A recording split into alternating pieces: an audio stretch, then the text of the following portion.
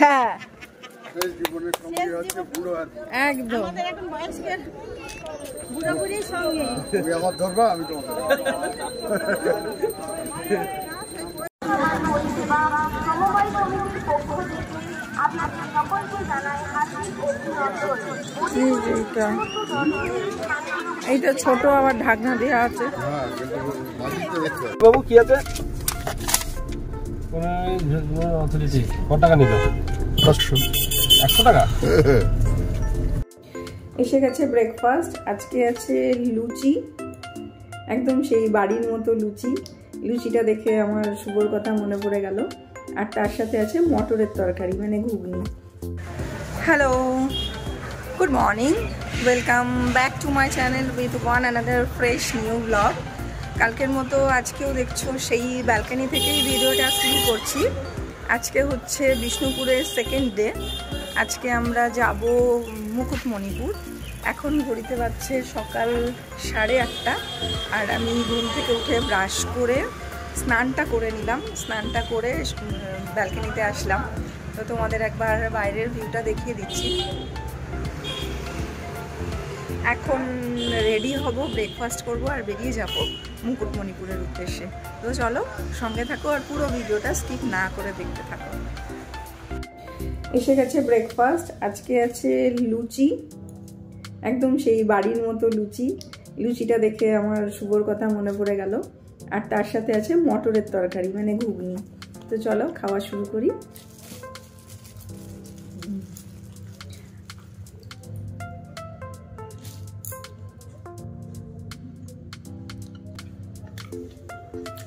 ঘুগনিটাতে আবার ধনেপাতা দিয়েছে। আস না ধন্যবাদ। আমাদের সম্পা এখন শিখিয়েছে আরো ধন্যবাদ। আমি সব বাইরে করে দিয়েছি, পছন্দ। পাশেই হোটেলটা যেটা কালকে তোমাদের দেখালাম, একদম ঘরোয়া খাবার, বেশ ভালো। মানে দোকানের খাবার বলে যে খুব রিচ, খুব তেল মশলা তা কিন্তু নয়।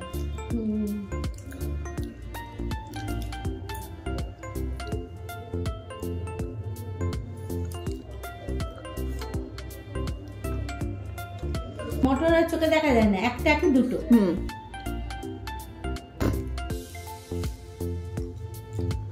বানাতে বহু কাল আসে না। তো ঘড়িতে এখন বাজছে সকাল 9টা।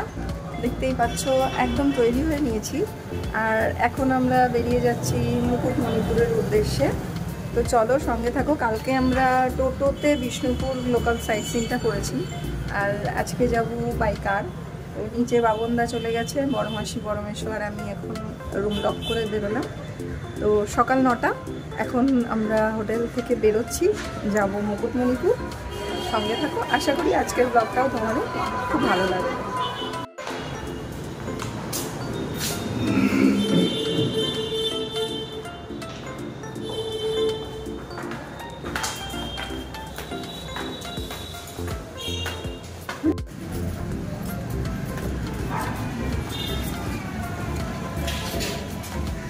তোমরা ঢুকে যাও।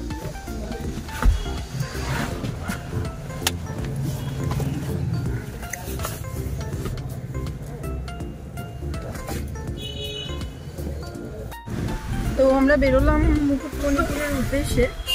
আর এখান থেকে মুকুটমণিপুর প্রায় 60-65 কিলোমিটার হবে। তো এখন বেরোলাম, দেখি পৌঁছাতে কতক্ষণ লাগে। বিষ্ণুপুর থেকে মুকুটমণিপুর নিয়ার অ্যাবাউট 75 কিলোমিটার রাস্তা। আর বাই রোডে বাই কারে গেলে সময় লাগবে মোটামুটি 1.25 ঘন্টা থেকে 2 ঘন্টা মতো। তো আমরা এখন বেরোলাম সকাল 9টায়। চলো দেখি আমাদের পৌঁছাতে কতক্ষণ সময় লাগে। রাস্তা একদম স্মুথ, আর মাঝে মাঝেই অসম্ভব সুন্দর বাঁক। দুপাশে মোটামুটি ফাঁকা জমি, মাঝে মাঝে দেখা যাচ্ছে উঁচু নিচু টিলা দূরে। এই দেখো এই সামনের বাঁক, ভীষণ ভালো বাঁকগুলো। বাইকিং এর জন্য তো একদম অনবদ্য যাকে বলা যায়।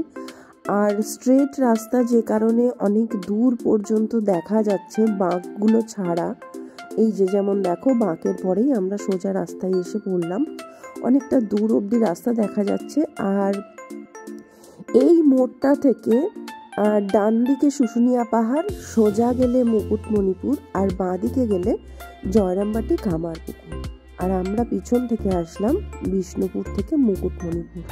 এখান থেকে মুকুটমণিপুর মোটামুটি আর 1 ঘন্টার রাস্তা, মানে বলতে পারো আমরা প্রায় পৌঁছে গেছি, অর্ধেক রাস্তা চলে এসেছি। আর দুপাশে মাঝে মাঝেই আমরা দেখতে পাচ্ছি গুড় মহল। তার কারণ রাস্তার দুপাশে শাল গাছ ছাড়াও রয়েছে খেজুর গাছ। আর খেজুরের রস কেটে এই শীতের মরশুমে গুড় জাল দেওয়ার যে সুন্দর একটা সুবাসিত গন্ধ, সেটা আমরা প্রায়ই নাকে পাচ্ছি। আর এই গন্ধতে গাড়িতে বসেই বোঝা যাচ্ছে একদম সুন্দর টাটকা সুস্বাদু গুড়। কিন্তু এখান থেকে গুড় নিয়ে যাওয়ার কথা হলেও ফেরার সময় আর নেওয়া হয়নি। যেহেতু আমি ভয়েস ওভার দিচ্ছি তাই পরে তোমাদের বলে দিলাম, গুড় কিন্তু আমরা নিয়ে আসতে পারিনি। তো যাই হোক, এত সুন্দর রাস্তা আমি ভারতবর্ষের বিভিন্ন জায়গায় ক্যাম্পের জন্যই বলো আর ফ্যামিলি ট্যুর বলো, বহু জায়গায় আমি ঘুরেছি, কিন্তু এত সুন্দর রাস্তা আমি আর কোথাও পাইনি। Thank you to Bishnupur tourism. রাস্তার মেনটেনেন্স বলো, পরিবেশ বলো, ভীষণ ভালো ছিল। কথা বলতে বলতে আমরা পৌঁছে গিয়েছি মুকুটমণিপুর। মুকুটমণিপুরে ঢোকার শুরুতেই এখানে নিয়ে নেওয়া হলো 100 টাকার একটা টিকিট। বাবু কি আছে? কত টাকা নিল? 100 টাকা। মুকুটমণিপুর ঢোকার আগে মুকুটমণিপুর ডেভেলপমেন্ট অথরিটি 100 টাকার টিকিটটা কাটিয়ে নিল। পার্কিংয়ে তারা আর কোনো ফিজ নেয়নি, কোনো পার্কিংয়ের জন্য এক্সট্রা কোনো পেমেন্ট আমাদের করতে হয়নি। মুকুটমণিপুরেও নাইট স্টে করা যায়। অনেকেই মুকুটমণিপুরে এসে নাইট স্টে করে সকালের ড্যামের ভিউটা নিতে পছন্দ করে, কিন্তু আমরা বিষ্ণুপুরে নাইট স্টে করেছিলাম আর পরদিন সকালবেলা ব্রেকফাস্ট করে বেরিয়েছি মুকুটমণিপুরের উদ্দেশ্যে। মুকুটমণিপুর মূলত কংসাবতী নদীর একটা ড্যাম। এই ড্যামের জলেই সারা বাঁকুড়া মিউনিসিপ্যাল ওয়াটার সাপ্লাই করা হয়। পরিশ্রুত পানীয় জল, ব্যবহারযোগ্য জল এই কংসাবতী ড্যাম থেকেই সাপ্লাই হয়। ঢুকে গেছি আমরা Mukutmanipur. Welcome to Kangsabati dam. সামনেই রয়েছে ব্রিজটা। যদি খুব লাক ভালো থাকে তো আমরা চাবি গেট খোলা পাবো, জানি না চাবি গেট খোলা আছে কিনা। এই মুহূর্তে আমরা রয়েছি কংসাবতী নদীর যে ড্যামের চাবি গেট, সেই ব্রিজের ওপারটা মুকুটমণিপুর টুরিস্ট স্পট। তো চলো, এতক্ষণ যদি তোমরা ভিডিওটা দেখছো, আশা করি তোমাদের নিশ্চয়ই কিছু ভালো লেগেছে। যদি কিছু ভালো লেগে থাকে তাহলে একটা লাইক অবশ্যই করে দিও। যারা এখনো পর্যন্ত চ্যানেলটা সাবস্ক্রাইব করনি, চ্যানেলটা সাবস্ক্রাইব করে পাশে থাকা বেল আইকনটা প্রেস করতে ভুলো না, যাতে আমার আপলোড করা নতুন ভিডিওর অল নোটিফিকেশন খুব শিগগিরই তোমাদের কাছে পৌঁছে যায়। তাহলে আমার সাথে থেকে দেখে নাও আজকে মুকুটমণিপুর। তো জাস্ট আমরা এসে পৌঁছালাম মুকুটমণিপুর। এখানে গাড়ি থেকে নেমে সামনে একটু হাঁটতে হবে। চলো সঙ্গে থাকো, দেখি সামনে কি আছে।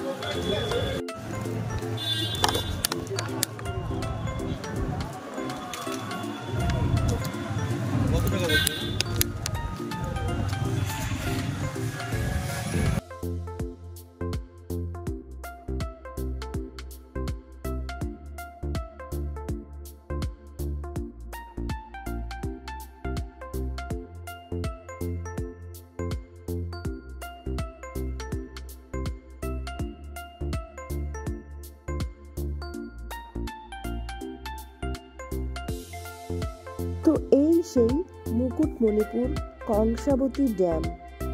ড্যামের জল ভীষণভাবে চাইছে, তবে এখানে নৌকার টিকিট কেটে তবে আমাদের বোটে উঠতে হবে। এখানে বোটিংয়ের সুবিধা রয়েছে। আর দেখতেই পাচ্ছ, যেহেতু শীতকাল, পৌষ মাস, প্রচুর পিকনিক পার্টি এখানে এসেছে পিকনিকের জন্য। কি আছে একটু বলুন তো। ডিয়ার পার্ক পরেশনাথ মন্দির দৈনন্দিন মিলনোৎসব সোনার চারটে 150 টাকা, 150 টাকা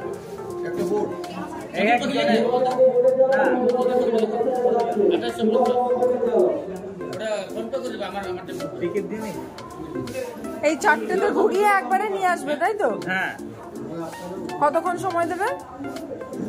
যাওয়া আসা কোনটা দেখার জন্য 1 থেকে 1.5 ঘন্টা, 2-2.5 ঘন্টা। যাতায়াত ঘোরাঘুরি মেলে 2 থেকে 2.5।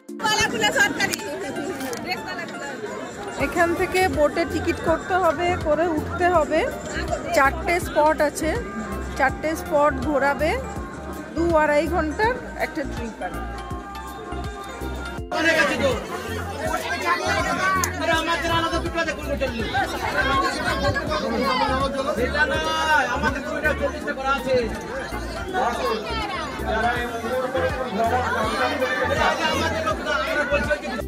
তো 150 টাকা দিয়ে টিকিট সংগ্রহ করে আমি, বড় মাসি, বড় মেসো আর বাবনদা চড়ে বসলাম এই বোটে।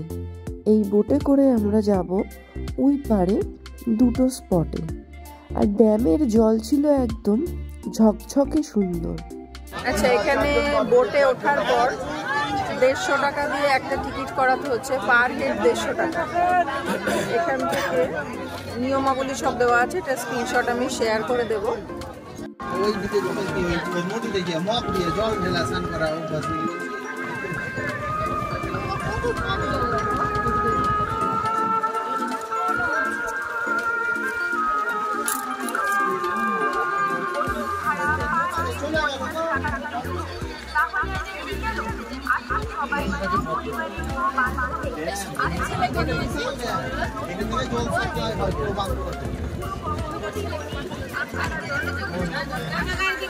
যাবে না বললো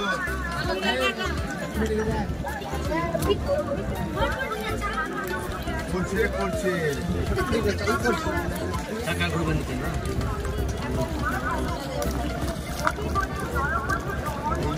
এই বোর্ডে আমরা 3 দিন ধরে ঘুরে বেড়ালাম।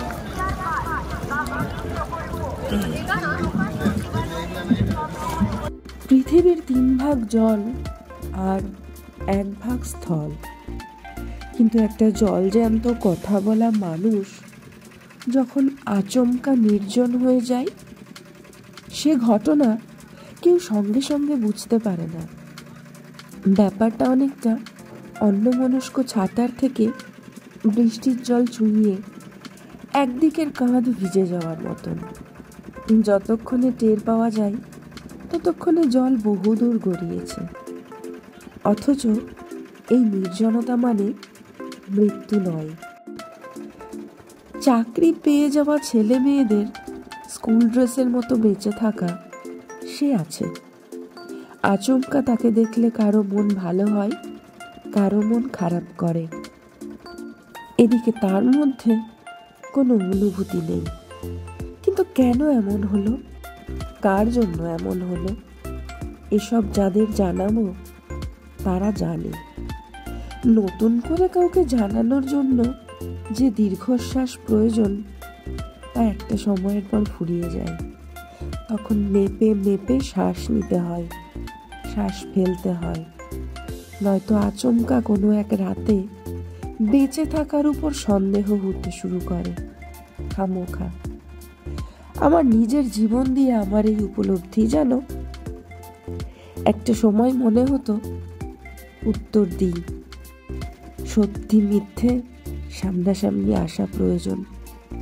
কিন্তু আজ মনে হয় অযোগ্য মানুষকে উত্তর দেওয়া মানে নিজের যোগ্যতাকে অস্বীকার করা। সমালোচনা করতে না কোনো যোগ্যতা লাগে না, কিন্তু সুনাম করতে যোগ্যতা লাগে, মন লাগে। ব্যাগ ভর্তি টাকা পয়সা থাকলেই বড় মাপের মানুষ হওয়া যায় না। যদি মনটা বড় হয় তাহলেই তুমি বড় মনের মানুষ। তাই অবোধকে ক্ষমা করতে শেখো। জীবনের সবকটা দিন সহজ হবে না।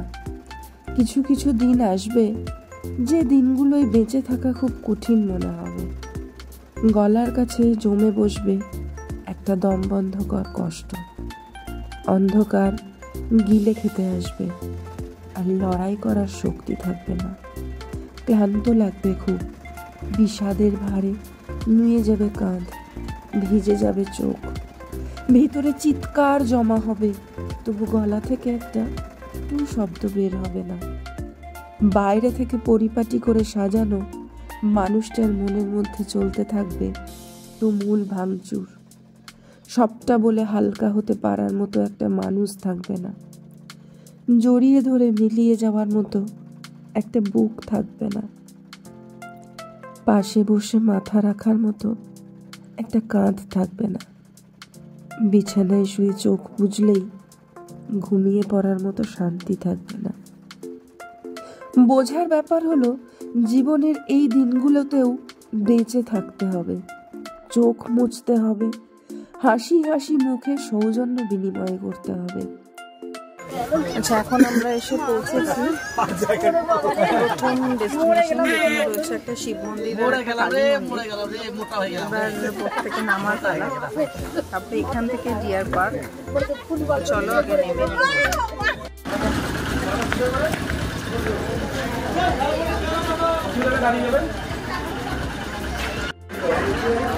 শিব মন্দির আর সিঁড়ি ভাঙা। যখনই এই শিব মন্দির আর সিঁড়ি ভাঙার প্রশ্ন আসে, মাথায় আসে সেই শিবগাদি শিব মন্দিরের কথা। তো যাই হোক, সময় বদলায়, দিন বদলায়, সঙ্গীও বদলায়। চলো সিঁড়ি ভাঙি।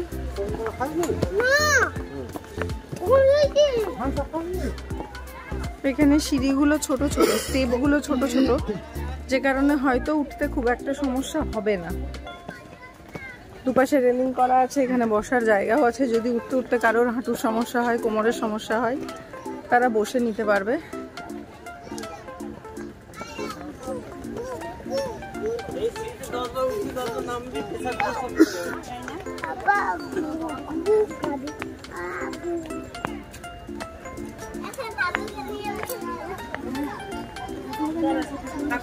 অল্প একটুখানি, খুব বেশিটা না। পৌঁছে গেছি বাবা পরেশনাথ মন্দির। বম ভোলে শঙ্কর। অতীত হলো কাল, বর্তমান হলো বাস্তব, ভবিষ্যৎ হলো মরীচিকা। তাই আমাদের সবসময় উচিত কালের কথা না ভেবে এবং মরীচিকার পিছনে বেশি না ছুটে বাস্তবটাকে গুরুত্ব দেওয়া। কারণ আজ বেঁচে আছি মানেই এই নয় আগামীকালও বেঁচে থাকবো। তাই ঘুরতে হবে, বেড়াতে হবে, প্রকৃতিকে দেখতে হবে, প্রকৃতির সাথে মিশতে হবে। জানি না মানুষ কেন সুইজারল্যান্ড, থাইল্যান্ড, বিদেশের পেছনে ছুটে। আমার মনে হয় আমার এই ভারতবর্ষে যা রয়েছে গোটা বিশ্বে তা কোথাও নেই। আর এক জীবন যথেষ্ট নয় আমার ভারতবর্ষকে দেখে শেষ করার জন্য। যত দেখি তত অবাক হই, তত চোখ জুড়োই, মন ভরে, প্রাণ শান্ত হয়। চলে এসেছি বাবার দরবারে। আবারও বলি, বম ভোলে শঙ্কর। ভোলানাথের চরণে মাথা ঠেকিয়ে আজকের দিনে না আর নতুন করে বাবার কাছে কিছু চাইবার মতো নেই। চারিপাশে ঠকজোচ্চর ভরে গেছে। পরেশনাথ শিব মন্দির দর্শন কমপ্লিট। এবার আছে একটা মা কালী মন্দির, এবার যাচ্ছি সেখানে। এই পেছন দিক দিয়ে নেমে ওই সামনে মন্দিরটা। সিঁড়ির স্টেপিং খুব ছোট, সেই কারণে নামতে বা উঠতে খুব একটা সমস্যা হচ্ছে না। ছবি তুলে দেবে, কত ব্যবসা। ওখানে গিটার নিয়ে, ফুল নিয়ে দাঁড়িয়ে ছবি তোলা যাবে। ছবি তোলার জায়গা ভালো বেশ। হ্যাঁ একদম। বুড়াবুড়ির সঙ্গে আমার ধরবা, আমি এই যে এই ভালো করেছে খোলামেলা যাবো। হ্যাঁ এই যে কালী মন্দির এটাই তো।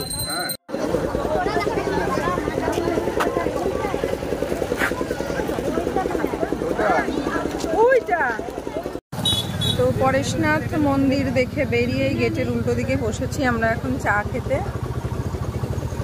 যা হোক নিয়ে আসো, এত করে খাই। খেয়ে নেবো চা বিস্কিট।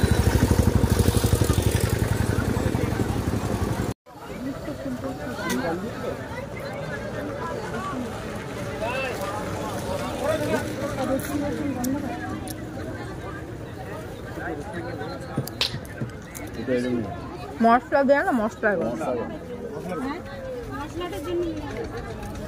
মশলা গন্ধ এটা এরকমই।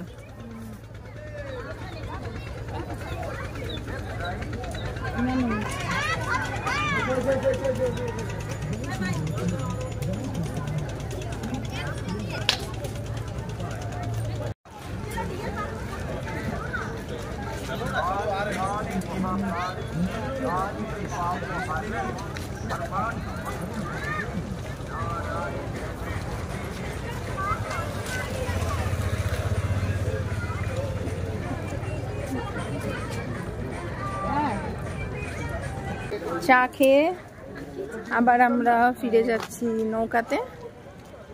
এরপর এই ঠিক এর অপোজিটেই রয়েছে ডিয়ার পার্ক আর সোনার বাংলা পার্ক। তো আবার ওপারে গিয়ে নামাবে, আমরা পার্ক দুটো ঘুরে দেখব। তো চলো সঙ্গে থাকো।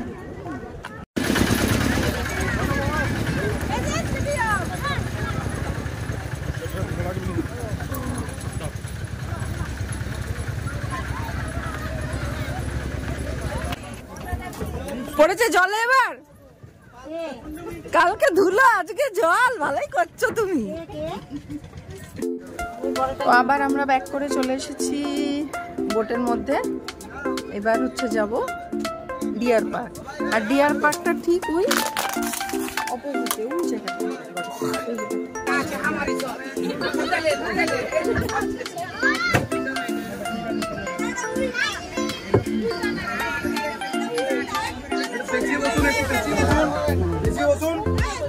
বেশি হয়ে যাচ্ছে জ্যাকেটগুলো পরুন সব খালি খাওয়ার জন্য দেখাচ্ছি। গরম তো লাগছে, সেটা বুঝতে পারছি, গরম লাগছে।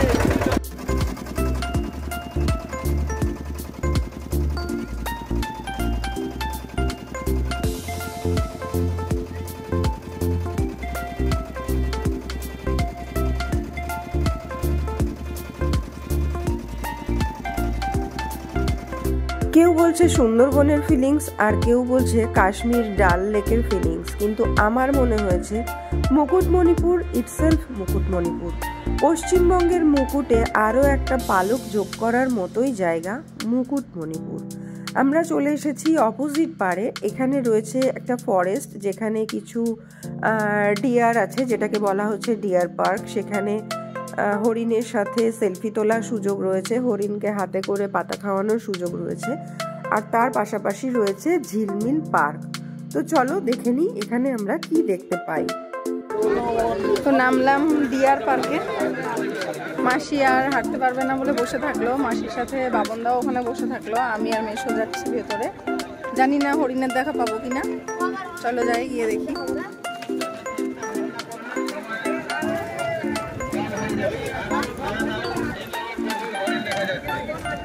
এই সময় প্রচুর হরিণ দেখা যাচ্ছে।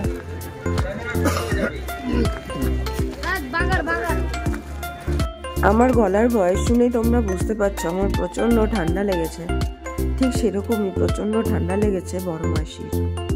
তাই জিভটা একটু ঠিক করার জন্য এখান থেকে নেওয়া হচ্ছে পেয়ারা মাখা।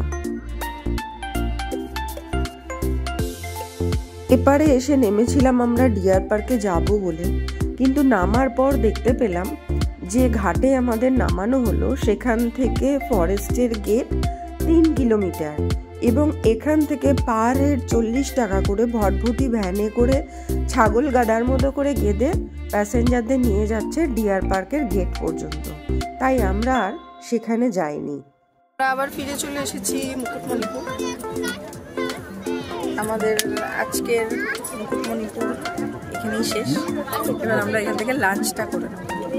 চলো আবার নেমে কথা বলছি। আমার সাথে আরও একবার তোমরা দেখে নাও মুকুটমণিপুর ঘাটের সৌন্দর্য। ঠিক মনে হচ্ছে ডাল লেকের ওপরে শিকারাগুলো দাঁড়িয়ে আছে। জোকস অ্যাপার্ট, যাই হোক, কাশ্মীর আর মুকুটমণিপুর। যদিও শুনেছি মুকুটমণিপুর জায়গাটার ম্যাপ অনেকটা মাথার মুকুটের মতো দেখতে বলে এই জায়গাটার নাম মুকুটমণিপুর। তবে প্রাকৃতিক সৌন্দর্যের দিক থেকেও জায়গাটা ভীষণই সুন্দর। তো এবার আমরা যাব গাড়িতে, আর তারপরে দেখতে হবে এখানে লাঞ্চের ব্যবস্থা কোথায় কি করা যায়। এখান থেকে লাঞ্চটা করে আমরা বেরিয়ে যাব। তো চলো, যাওয়ার আগে তোমাদের আবার একবার দেখিয়ে দিই নদীর ভিউটা।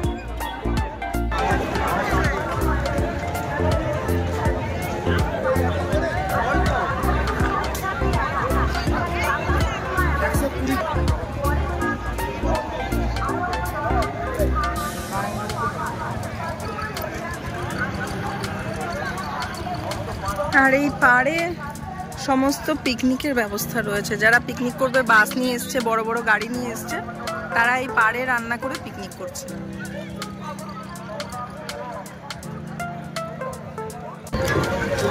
এখানেও বসেছে হকাররা তাদের পসরা সাজিয়ে।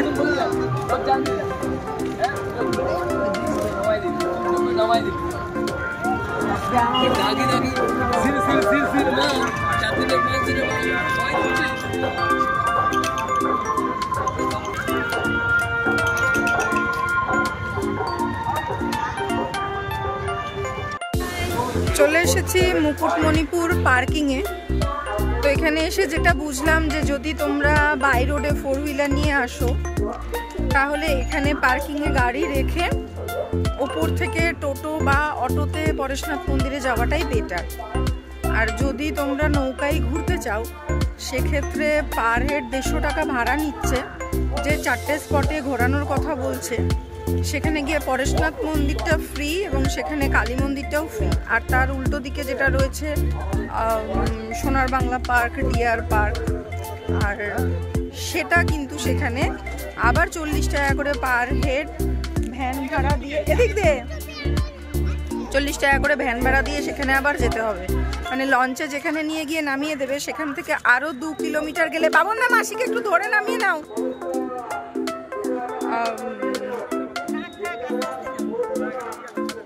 ওইটা সিঁড়িতে পা দাও, হ্যাঁ হাতটা ধরে সিঁড়িতে পা দাও।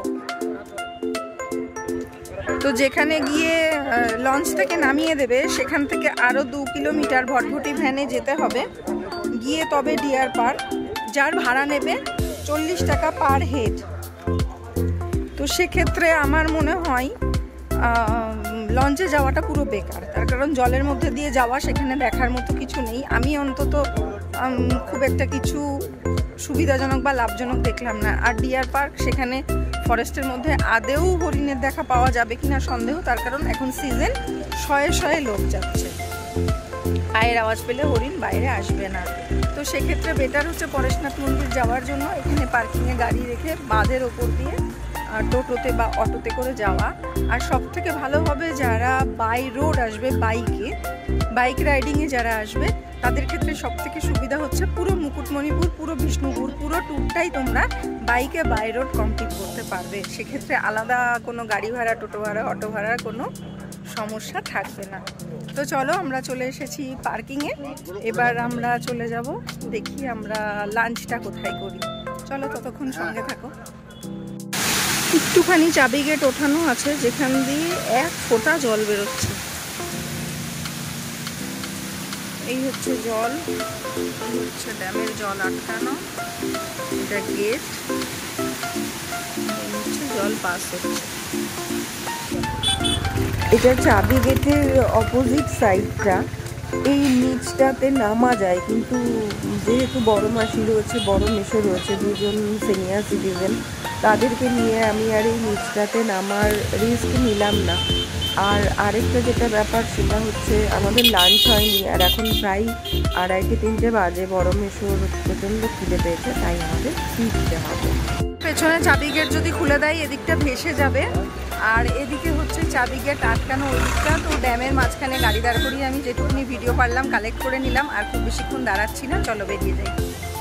তো এসছি আমরা এখানে একটা রোড সাইড হোটেল, এখান থেকে লাঞ্চটা করে নেবো। তো আমি বললাম রুটি খাবো, আর মাসি মেশো ভাত খাবে, তো চলো ভিতরে যাই। তো লাঞ্চ কমপ্লিট, আমি খেলাম রুটি, ডিমের অমলেট আর স্যালাড, আর মেশো আর বাবনদা খেলো ডিম ভাত, আর মাসি খেলো নিরামিষ ভাত। তো ভাতটা একটু ঠান্ডা ছিল, যেটা ন্যাচারালি রাস্তায় হয় আর কি, সব কিছু তো আর বাড়ির মতো হয় না। তো যাই হোক, লাঞ্চ আমাদের কমপ্লিট, এবার আমরা বেরিয়ে যাব। বাঁকুড়া সিরিজের মুকুটমণিপুর ট্যুরের ব্লগ এখানেই শেষ করছি। বকবক করে ভিডিওটা আর খুব বেশি বড় করব না। যদি কিছু ভালো লেগে থাকে তাহলে একটা লাইক অবশ্যই করে দিও। যারা এখন পর্যন্ত চ্যানেলটাকে সাবস্ক্রাইব করনি, চটপট সাবস্ক্রাইব করে নাও, আর সাবস্ক্রাইব বাটনের পাশে থাকা বেল আইকনটা প্রেস করতে ভুলো না। এখানটা একটা কি হয়েছে, খুব বেশি বকবক করে ভিডিওটা আর বড় করছি না, এখানেই শেষ করছি। সবাই খুব খুব খুব ভালো থেকো, হাসতে থেকো, মজায় থেকো, আনন্দে থেকো, খুশিতে থেকো, আর ঝুমু সুস্মি ব্লগ দেখতে থেকো। তাহলে টাটা।